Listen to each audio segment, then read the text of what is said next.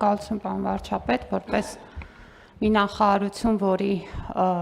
համակարգման ոլորտներում գտնվում են թերևս ամենամեծ թվով կազմակերպությունները, միայն 1352 պետական ոչ առևտրային կազմակերպությունների մասին ենք խոսում, որոնք դպրոցներ են եւ նաեւ մշակույթի, սպորտի ոլորտում գտնվող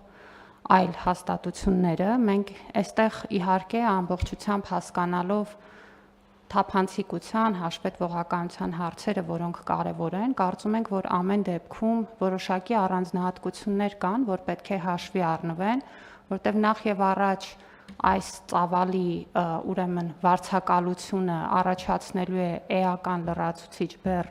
բյուջեի համար, որտեղ ստացվում է, որ մենք այս բոլոր շենքերի համար պետք է վարձակալություն վճարենք, եւ երկրորդը սա նաեւ սկզբունքորեն հաշվի առնելով կրթության իրավունքի ապահովման եւ պետության այլ պարտավորությունները, որոշակի նաեւ կոնցեպտուալ հարցադրումներ է առաջացնում այս մոտեցման պետաշխատանքը իրականացնելու, հետեւաբար ես առաջարկում եմ, քանի որ խոսքը օրենսդրական փաթեթի մասին է, ազգային ժողովի փուլում քննարկել եւ հասկանալ այս ոլորտային առանձնահատկությունների տրամաբանությունը, որպեսզի գտնենք իսկապես այդ նպատակին ծառայող թիրախային ճիշտ լուծումներ։ Շնորհակալություն։ Իսկ ինչ առանձնահատկություն կարող լինի, ասենք ենթադրենք, պարզվեց X դպրոցի համար X դպրոցի վարձակալության վճարը ամիսը 3 միլիոն դրամ է։ Ենթադրենք։ Ինչ է փոխում դա դպրոցի աշակերտների, ուսուցիչների, ծնողների, համայնքի, շահառուների, հասարակական կազմակերպման 3 միլիոն դրամը մենք տալիս ենք այդ 3 միլիոն դրամը, ինչ խնդիր է առաջացնում։ Պարոն վարչապետ, այստեղ նախ եւ առաջ մենք ունենք հասկանալու, որ մենք դպրոցի շենքը վարձակալությամբ ենք տրամադրում դպրոցի համար, արդյոք այդ տրամաբանության մեջ տեղավորվում է կրթության իրավունքի ապահովման մեր մոտեցումը, թե Շատ լավ, դրա համար պետք է հասկանանք ինչով է նսեմացնում կրթության իրավունքի իրացումը։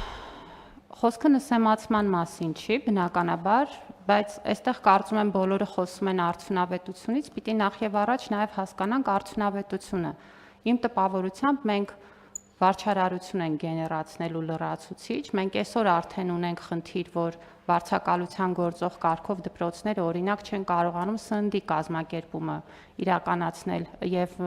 ուսումնական հաստատությունների արդյունավետության նաեւ այդ տեսանկյունից խնդիր ենք ունենում եւ ուղղակի ունենալով արդեն այն փորձը, որ կա, ես որոշակի մտահոգություններ ունեմ, որ վարչարարության ավելացում չունենանք խնդիրների լուծումը իրականացնելու փոխարեն եւ առաջարկում եմ ազգային ժողովի փուլում եւս մեկ անգամ այս հարցը քննարկել։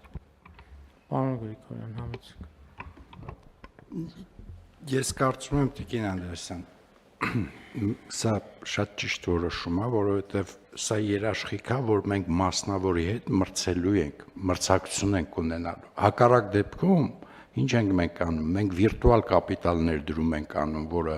ծախսերի մեջ չենք հաշվում ու խեղդում ենք մասնավորին։ Դա առավելապես օրինակ առողջապահության ոլորտում արտահայտվում, կրթության ոլորտում արտահայտվում, իսկ մենք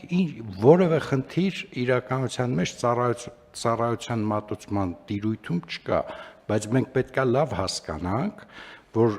ծառայությունների ինքնարժեքը գնահատելիս ամենամեծ ներդրումը, որը գույքն է, մենք չենք հաշվում։ Դա նշանակում է, որ մասնավորի հետ մենք անարդար մրցակցության մեջ ենք, որովհետև կարող է պատահել նույն ծառայությունը այդ ինքնարժեքով, դեռ ավելի բարձր որակով եւ քիչ ինքնարժեքով ալտերնատիվ մատուցող լինի։ Եվ այդ իմաստով ես կարծում եմ շատ լավ լուծում է սա եւ լավ որոշում։